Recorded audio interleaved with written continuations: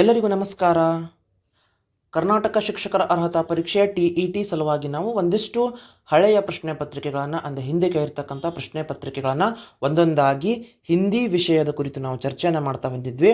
ಆ ಚರ್ಚೆಯಲ್ಲಿ ನಾವು ಸುಮಾರು ಪ್ರಶ್ನೆಗಳನ್ನು ಈಗಾಗಲೇ ನೋಡಿದ್ವಿ. 2024ರ ಪ್ರಶ್ನೆ ಪತ್ರಿಕೆಯನ್ನು, 2023ರ ಪ್ರಶ್ನೆ ಪತ್ರಿಕೆಯನ್ನು ನೋಡಿವಿ, 2022ರ ಪ್ರಶ್ನೆ ಪತ್ರಿಕೆಯನ್ನು ಇವಾಗ ನೋಡ್ತಾ ಇದ್ದೇವೆ. ತುಂಬ ಸರಳವಾಗಿ, ತುಂಬ ಒಂದು ವ್ಯವಸ್ಥಿತವಾಗಿರ್ತಕ್ಕಂಥ ರೀತಿಯಲ್ಲಿ ಪ್ರಶ್ನೆಗಳು ಬರ್ತಿರ್ತಾವ. ಸಿಂಪಲ್ ಐತ್ರಿ. ಒಂದಿಷ್ಟು ವ್ಯಾಕರಣಕ್ಕೆ ಸಂಬಂಧಪಟ್ಟಿರ್ತಕ್ಕಂಥ ಮಾಹಿತಿಯನ್ನು ತೆಗೆದುಕೊಳ್ಳ್ರಿ. ಬೋಧನಾಶಾಸ್ತ್ರಕ್ಕೆ ಸಂಬಂಧಪಟ್ಟಂತೆ ಕ್ವಶನ್ ಪೇಪರ್ಗಳನ್ನು ಜಾಸ್ತಿ ಬಿಡಿಸ್ರಿ.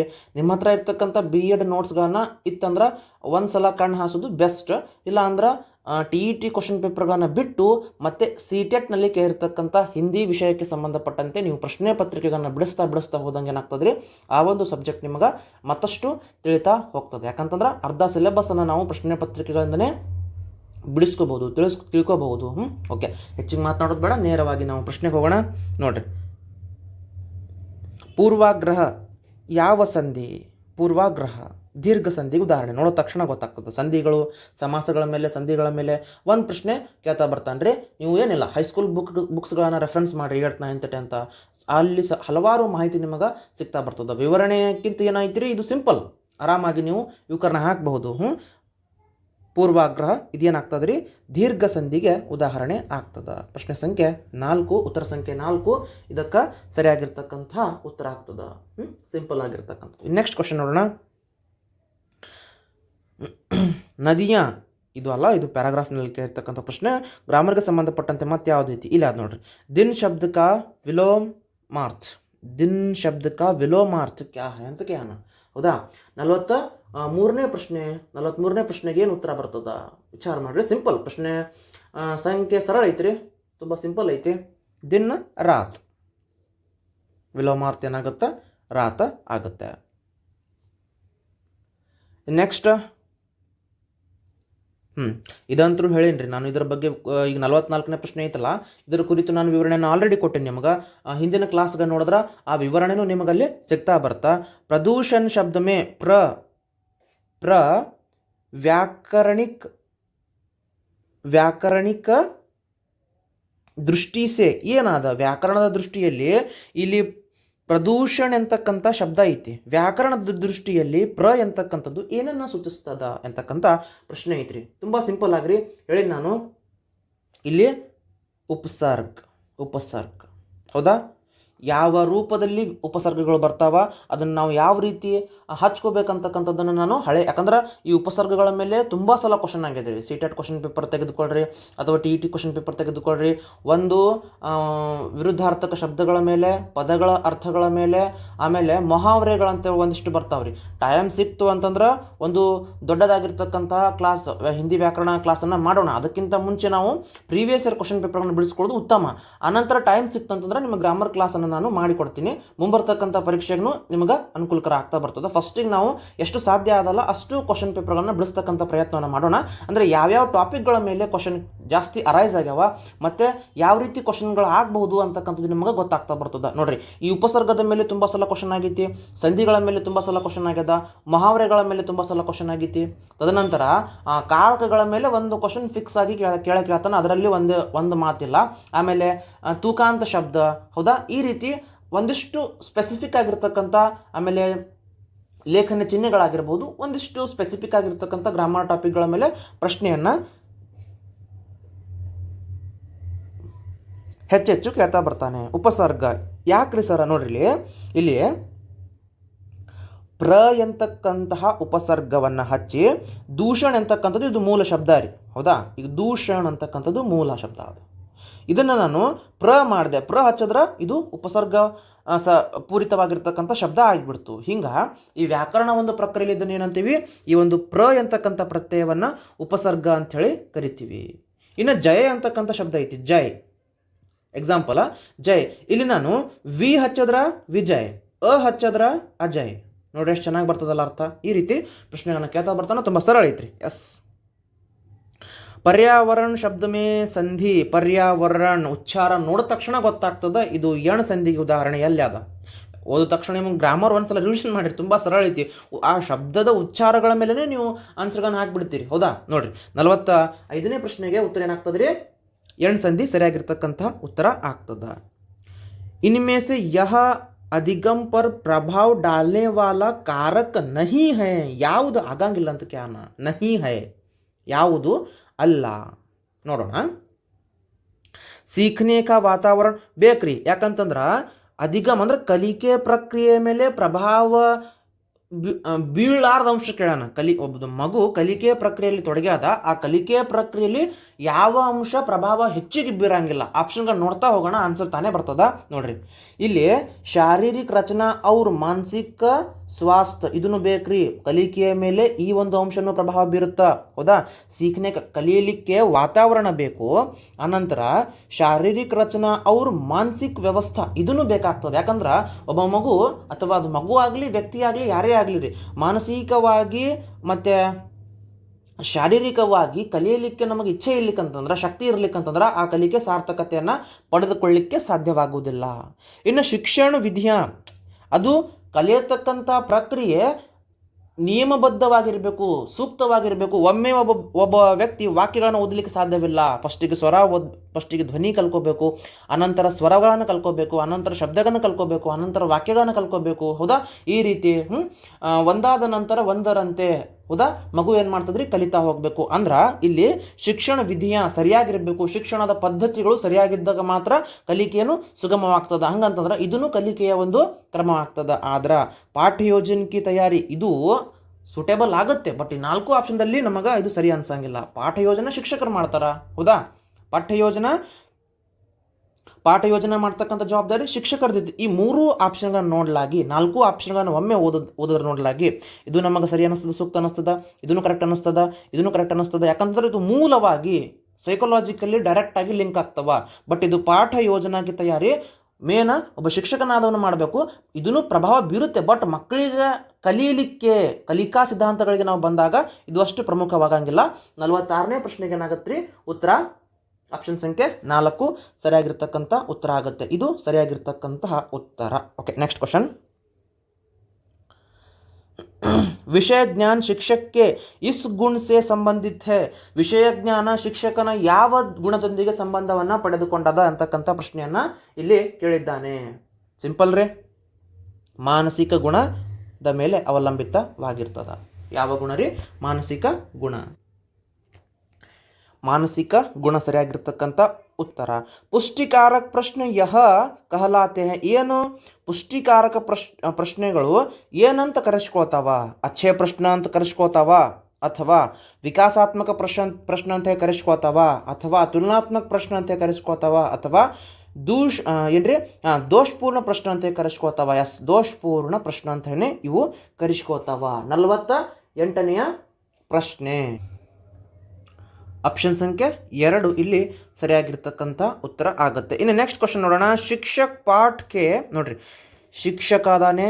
ಶಿಕ್ಷಕ್ पाठ के प्रयोजन और उद्देश्य प्रति के लिए प्रश्नों की जाने वाली ನೋಡ್ರಿ ಇಲ್ಲಿ ಸಮಸ್ಯೆ प्रयोग की जाने वाली विधियों को इसमें निश्चय करता है. ಇನ್ನೊಮ್ಮೆ ಪ್ರಶ್ನೆ ನೋಡೋಣ. ಶಿಕ್ಷಕನಾದವನು पाठ के प्रयोजन और उद्देश्य प्रति के लिए प्रयोग की जाने वाली विधियों को इसमें निश्चित करता है. ಯಾವುದರಲ್ಲಿ? ಸಮಯ ಸಾರಣಿಯಲ್ಲಿ ಇಲ್ಲ. ಆಮೇಲೆ ಶಿಕ್ಷಾ ಸಿದ್ಧಾಂತ ಇದನ್ನು ಆಗೋದಿಲ್ಲ. ಪಾಠ ಯೋಜನೆ ಕ್ಲಿಯರ್. ಯಾಕಂತಂದರೆ ಒಂದು ಪಾಠದ ಪ್ರಮುಖವಾಗಿರ್ತಕ್ಕಂತಹ ಹೌದಾ, ಇವಾಗ ಒಂದು ಪಾಠ ಇದೆ, ಇದರ ಕನ್ನಡ ಒಂದು ಅನುವಾದವನ್ನು ನಾನು ನಿಮಗೆ ಹೇಳಿಬಿಟ್ಟೆ ಅಂದ್ರೆ ನಿಮಗೆ ಪ್ರಶ್ನೆ ಗೊತ್ತಾಗ್ಬಿಡ್ತದ. ಇಲ್ಲಿ ನೋಡ್ರಿ, ಪಾಠದ ಉದ್ದೇಶ ಮತ್ತು ಉದ್ದೇಶವನ್ನು ಸಾಧಿಸಲು ಬಳಸಬೇಕಾದ ವಿಧಾನಗಳನ್ನು ಶಿಕ್ಷಕರು ಯಾವುದರಿಂದ ನಿಶ್ಚಯ ಮಾಡ್ತಾರ?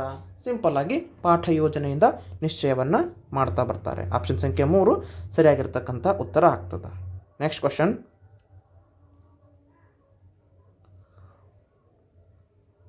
ರಸಾನುಭೂತಿ ಪಾಠ का उद्देश्य इनमें से यह है. ನೋಡ್ರಿ, ಒಂದು ಸೆನ್ಸ್ ಪಾಸಿಟಿವ್ ಕೈ ಇರ್ತಾನ, ಇನ್ನೊಂದು ಸೆನ್ಸ್ ನೆಗೆಟಿವ್ ಆಗಿ ಕೇಳ್ತಾ ಬರ್ತಾನೆ. ಫಸ್ಟ್ ಇದನ್ನು ಕ್ವಶನ್ ಪೇಪರ್ ಓದೋ ಮುಂದೆ ಇದೊಂದು ಸ್ವಲ್ಪ ತಲೆಯಾಗಿಟ್ಕೋರಿ. ಕ್ವಶನ್ ಪಾಸಿಟಿವ್ ಸೆನ್ಸ್ನಾಗ ಕೇಳ್ಯಾನೋ ಅಥವಾ ನೆಗೆಟಿವ್ ಸೆನ್ಸ್ನಾಗ ಕೇಳ್ಯಾನೋ. ಇಲ್ಲಿ ನೋಡ್ರಿ, ಇಲ್ಲಿ ರಸಾನುಭೂತಿ ಪಾಠ ಕಾ ಉದ್ದೇಶ ಇನಿಮೆ ಸೆ ಯಹ ಹೇ ಅಂದರೆ ಇದರಲ್ಲಿ ಒಂದೇ ಒಂದು ಆಗುತ್ತೆ, ಮೂರು ಆಗೋದಿಲ್ಲ. ಆಗ್ಲಾರ್ದು ಹೊಡ್ಕೊತ ಹೋಗ್ಬೇಕು. ಮೂರು ಆಗ್ಲಾರ್ದು ಬಂತಂದ್ರೆ ಒಂದು ಆಗೋದು ನಿಮ್ಗೆ ಸಿಗ್ತದ. ಆಮೇಲೆ ಇನ್ನೊಂದು ಕೇಳ್ತಾನೆ ರೀ, ಇನಿಮೆ ಸೆ ಯಹ ನಹಿ ಅಂತ ಕೇಳ್ದಂತಂದ್ರೆ ಮೂರು ಆಗೋದು ಕೊಡ್ತಾನೆ, ಒಂದು ಆಗ್ಲಾರ್ದು ಕೊಡ್ತಾನೆ. ಇದು ಫಸ್ಟ್ ಒಂದು ಕ್ಷಣ ನೀವು ಓದಿ ಮುಂದಕ್ಕೆ ಹೋಗೋದು ಬಹಳಷ್ಟು ಉತ್ತಮಕಾರಿ. ಹೌದಾ? ಈಗ ಓದ್ತಾ ಬರೋಣ. ಒಂದನೇ ಆಪ್ಷನ್ ನೋಡ್ರಿ, ಛಾತ್ರ ಕೆ ರಂಗ್ ರೂಪ್ ಔರ್ ಧ್ವನಿ ಸೆ ವ್ಯಕ್ತ ಹೋನೆ ವಾಲೆ, ಹೌದಾ, ವ್ಯಕ್ತ ಹೋನೆ ವಾಲೆ ಸೌಂದರ್ಯ ಮೇ ಆನಂದ ಪ್ರದಾನ ಕರ್ನಾ. ನೋಡೋಣ ಸರಿ ಅನ್ನಿಸ್ತದೆ ಇದು. ಹೌದಾ? ಇನ್ನು ಛಾತ್ರೋं के ವಿಭಿನ್ನ ವಿಷಯೋं के तथ्यों की ವ್ಯಾಖ್ಯಾ ಕರ್ನ ಆಗೋದಿಲ್ಲ. ಯಾಕಂತಂದ್ರೆ ರಸಾನುಭೂತಿ ಐತಿ ಆಗೋದಿಲ್ಲ ಇದು. ಈಗ ನೆಕ್ಸ್ಟ್ ಆಪ್ಷನ್ ನೋಡ್ರಿ, ಛಾತ್ರೋं को किसी क्रिया या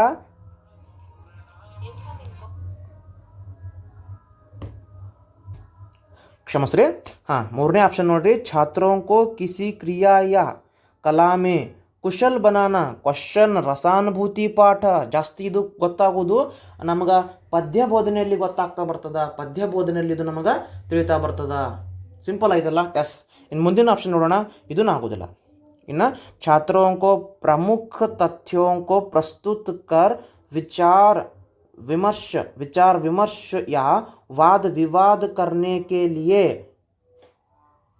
ಪ್ರೋತ್ಸಾಹಿತ ಕರ್ನಾ ಹೇ. ಇದೂ ಆಗೋದಿಲ್ಲ. ಯಾಕಂತಂದ್ರೆ ರಸಾನುಭೂತಿ ಪಾಠ ಮಕ್ಕಳು ಸಿಂಪಲ್ ಆಗಿ ಒಂದೇ ಆಪ್ಷನ್ ಓದ್ರಿ ಒಮ್ಮೆ.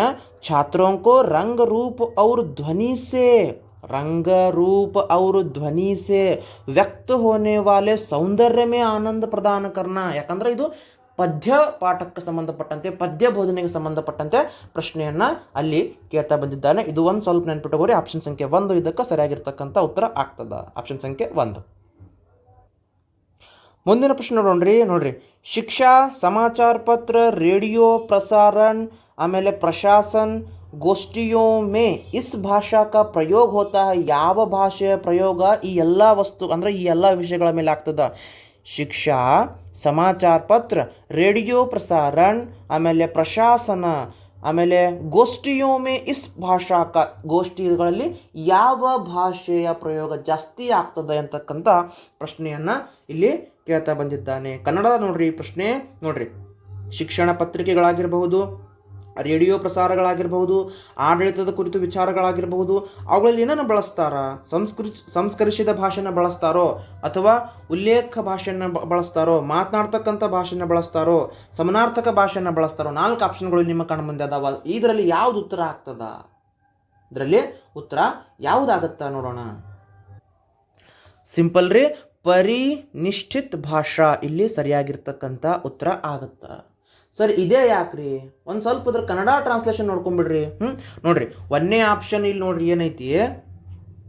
ಏನೈತ್ರಿ ಇಲ್ಲಿ ಒಂದನೇ ಆಪ್ಷನ್ ಪರಿನಿಷ್ಠಿತ ಭಾಷಾ, ಸುತ್ತುವರಿದ ಭಾಷೆ ಅಥವಾ ಉಲ್ಲೇಖ. ಎರಡನೇದ್ದು ಬೋಲಿ ಮೀನ್ಸ್ ಉಲ್ಲೇಖ ಆಗೋದಿಲ್ಲ.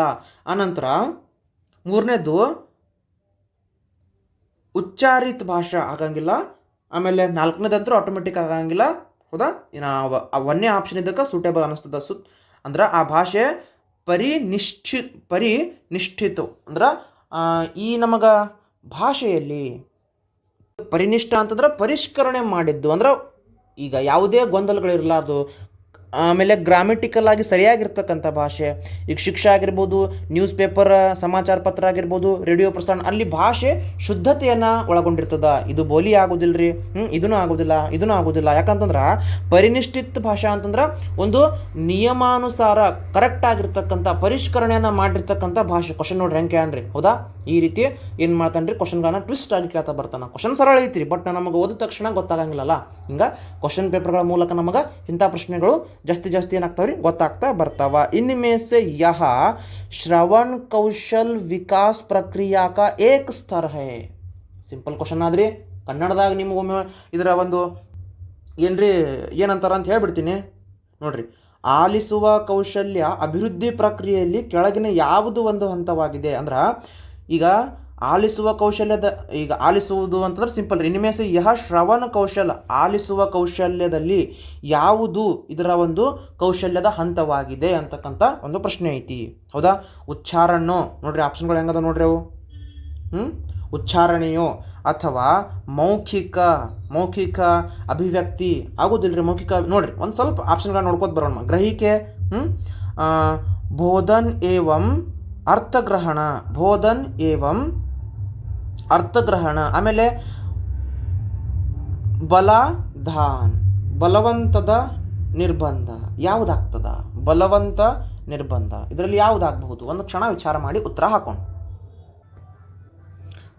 ಸಿಂಪಲ್ ಆದ್ರಿ, ಬೋಧನ್ ಏವಂ ಅರ್ಥಗ್ರಹಣ, ಬೋಧನೆಯಲ್ಲಿ ಅರ್ಥಗ್ರಹಣವನ್ನು ಮಾಡೋದ್ರಿಂದ ಏನಾಗ್ತದ್ರಿ? ಶ್ರವಣ ಕೌಶಲದ ಅಂದ್ರೆ ಶ್ರವಣ, ಕೇಳಿಸುವ ಒಂದು ಕೌಶಲ್ಯ, ಕೇಳುವಿಕೆಯ ಕೌಶಲ್ಯ. ಆಪ್ಷನ್ ಸಂಖ್ಯೆ 3. ಇನ್ನು ನೋಡ್ರಿ ನೆಕ್ಸ್ಟ್ ಕ್ವಶನ್, ಪಾಠ್ಯಪುಸ್ತಕ ಏಕ ನೋಡ್ರಿ, ಪಠ್ಯಪುಸ್ತಕದ ಒಂದು ಬಾಹ್ಯ ಗುಣ ಯಾವುದು ಬಾಹ್ಯ? ನೋಡ್ರಿ, ಮೌಲಿಕತಾ ಇದು ಆಂತರಿಕ ಆಗ್ತದ. ಆಮೇಲೆ ಕ್ರಮಬದ್ಧತಾ ಇದೂ ಆಂತರಿಕವಾಗ್ತದ. ಸಜ್ಜಿಲ್ದ ಅಂದ್ರೆ ಬಂಧಿಸುವುದು, ಅಂದ್ರೆ ಪುಸ್ತಕವನ್ನು ಏನು ಮಾಡಿರ್ತಾರೆ, ಒಂದು ಇದು ಬಂಧನ ಮಾಡಿರ್ತಾರಲ್ಲ ಅದನ್ನು ಅಂದ್ರೆ ಹೊಂದಾಣಿಕೆ ಮಾಡೋದು ಅಂತ ಕರಿತೀವಲ್ಲ, ಭಾಷಾನೂ ಆಂತರಿಕವಾಗ್ತದ. ಸರಿಯಾಗಿರ್ತಕ್ಕಂಥ ಉತ್ತರ ಆಪ್ಷನ್ ಸಂಖ್ಯೆ 3, ಸಜಿಲ್ದ್ ಅಂತಕ್ಕಂಥದ್ದು. ಇದನ್ನು ನೆನ್ಪಿಟ್ಟುಕೋರಿ, ಆಪ್ಷನ್ ಸಂಖ್ಯೆ 3. ಅಂದ್ರೆ ಪಠ್ಯ ಪುಸ್ತಕದ ಮೇಲೆ ಕ್ವಶನ್ ಕ್ಯಾನ್ರಿ, ಪಠ್ಯ ಪುಸ್ತಕದ ಮೇಲೆ. ಯಾಕಂದ್ರೆ ಕೇಳಕ್ಕಾತನ್ರಿ, ಬೋಧನಾಶಾಸ್ತ್ರದ ಮೇಲೆ, ಪಠ್ಯ ಪುಸ್ತಕದ ಮೇಲೆ, ಅನಂತರ ಮೌಲ್ಯಮಾಪನದ ಮೇಲೆ, ಅನುಗಮನ ನಿಗಮನ ವಿಧಾನದ ಮೇಲೆ, ಮಕ್ಕಳು ಯಾವೆಲ್ಲ ರೀತಿ ಭಾಷೆನ ಕಲಿತಾರೆ ಅವುಗಳ ಮೇಲೆ ಪ್ರಶ್ನೆಯನ್ನು ಜಾಸ್ತಿ ಕೇಳ್ತಾ ಬರ್ತಾನೆ. ತುಂಬ ಸರಳವಾಗಿರ್ತಕ್ಕಂಥ ಕ್ವಶನ್. ಮುಂದಿನ ಪ್ರಶ್ನೆ ಹೋಗೋಣ. CCE में दूसरा सी का अर्थ है. ಪ್ರಶ್ನೆ ನೋಡ್ರಿ ಭಾಳ ಚಂದ ಐತಿ.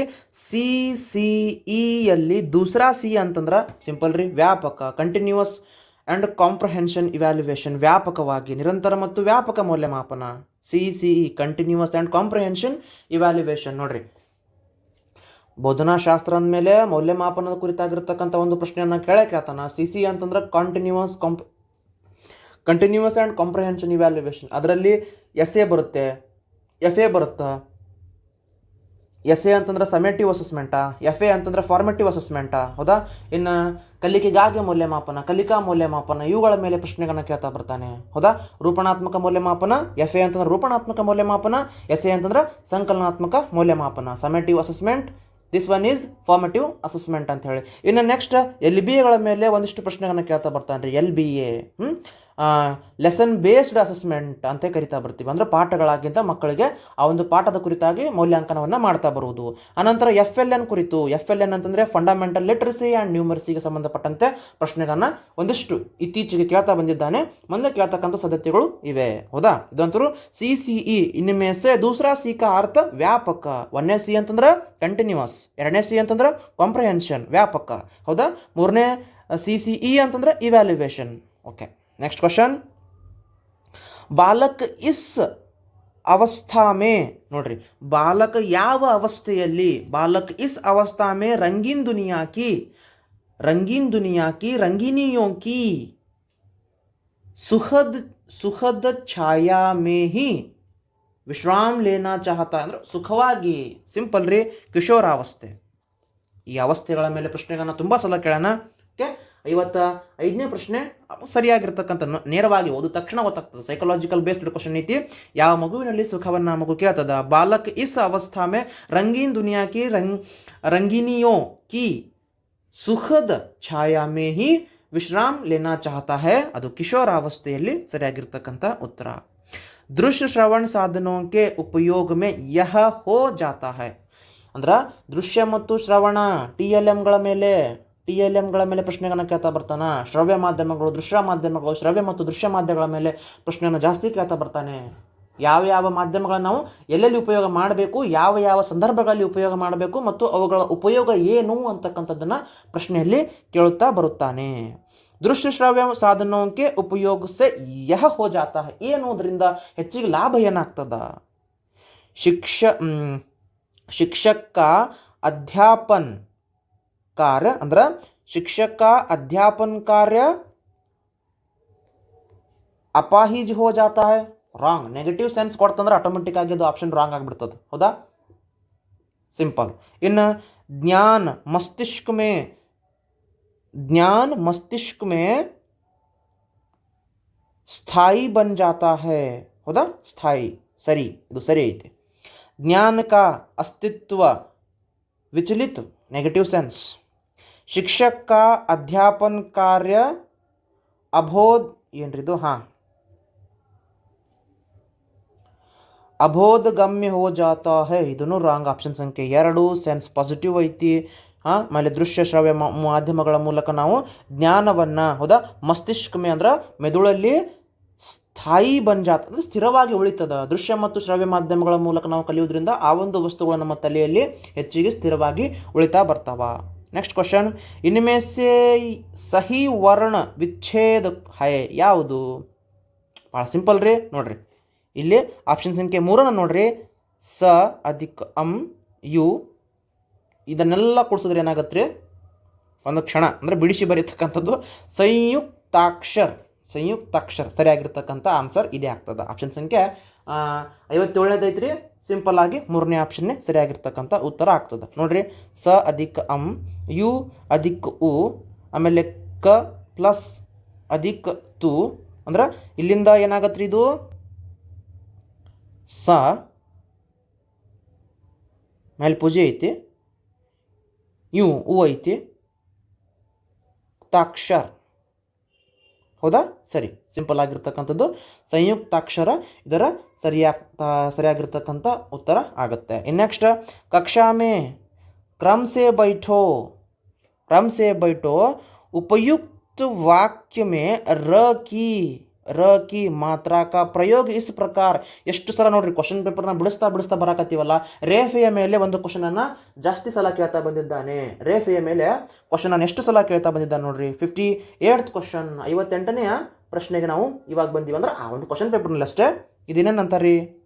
1ನೇ ಆಪ್ಷನ್ನು, 2ನೇ ಆಪ್ಷನ್ನು, 3ನೇ ಆಪ್ಷನ್ನು, 4ನೇ ಆಪ್ಷನ್ನು. ರೇಫೆಗಳ ಮೇಲೆ, ಆ ಒಂದು ಉಚ್ಚಾರದ ಮೇಲೆ ಪ್ರಶ್ನೆಗಳನ್ನ ಜಾಸ್ತಿ ಸಲ ಕೇಳ್ತಾ ಬಂದಿದ್ದಾನೆ. 58ನೇದು ಏನಾಗತ್ತೆ ಇಲ್ಲಿ? ಪ ದೇನ್. ಇದು ಆಪ್ಷನ್ ಸಂಖ್ಯೆ 4 ಇಲ್ಲಿ ಸರಿಯಾಗಿರ್ತಕ್ಕಂಥ ಉತ್ತರ ಆಗುತ್ತೆ. ಯಾಕಂದ್ರೆ ಇಲ್ಲಿ ಕ್ರಮ್, ಹೌದಾ, ಇಲ್ಲಿ ನಾವು ಅರ್ಧ ಉಚ್ಚಾರ ಮಾಡಿಲ್ಲ, ಕ್ರಮ್ ಅಂತೇಳಿ ಉಚ್ಚಾರ ಮಾಡೀವಿ. ಹೌದಾ? ಇಲ್ಲಿ ಕಾರ್ಯ ಬಂತಂದ್ರೆ ಇದೇನಾಗುತ್ತಾ? ರೇಫೆ, ಕಾರ್, ಅರ್ಧ ಉಚ್ಚಾರ, ರ ಉಚ್ಚಾರ. ಹೌದಾ? ಅದಾಗೋದಿಲ್ಲ ರೀ. ಇಲ್ಲಿ ಸರಿಯಾಗಿರ್ತಕ್ಕಂಥ ಉತ್ತರ ಆಪ್ಷನ್ ಸಂಖ್ಯೆ 4 ಆಗುತ್ತೆ. ನೆಕ್ಸ್ಟ್, ಹಾಂ, ಯಹ ಪ್ಲಸ್ ಮೇ, 59ನೇ ಪ್ರಶ್ನೆಗೆ ನೇರವಾಗಿ ಇಸ್ ಮೇ, ಯಹ ಪ್ಲಸ್ ಮೇ ಇಸ್ ಮೇ ಆಗುತ್ತೆ. ಇನ್ನು ಲಾಸ್ಟ್ ಕ್ವಶನ್, ಏಕ್ ದಿನ್ ಯಹ ಭೋಜನ್ ಏನಾಗತ್ತೆ ರೀ? ಇದು ಕಾರಕಗಳ ಮೇಲೆ ಪ್ರಶ್ನೆ ಐತಿ. ಸಿಂಪಲ್ ಆಗಿ ಕೇಳ್ತಾ ಬರ್ತಾನೆ ರೀ ಕ್ವಶನ್. ಏಕ್ ದಿನ್ ವಹ ಭೋಜನ್ ಕಾ ತಲಾಶ್ ಅಲ್ಲ, ಭೋಜನ್ ಕಿ ತಲಾಶ್.